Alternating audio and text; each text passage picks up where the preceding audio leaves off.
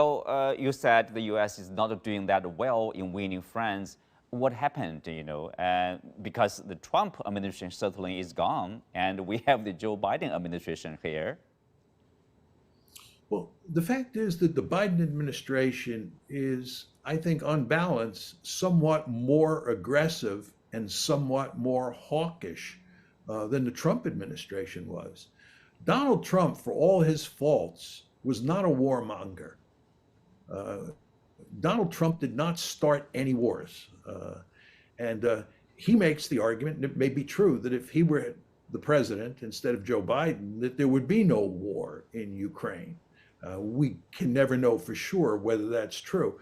But it does get at the point that Trump was certainly hawkish towards China, and he was certainly interested in containing China. There's no question about that.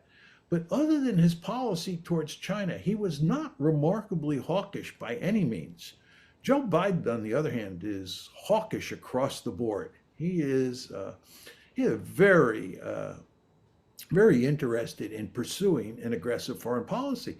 And by the way, if you look at American policy on Ukraine from January 2021, when President Biden moved into the White House, up until when the war broke out in February of 2022, what you see is that Joe Biden was becoming much more aggressive on the Ukraine issue than Trump had been.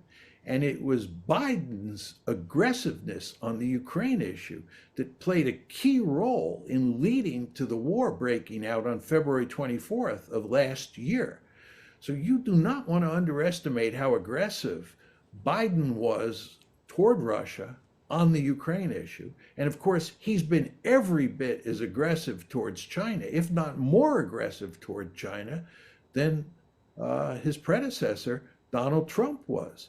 So it's just important to understand that even though Trump is gone, the United States has not become less aggressive on the foreign policy front.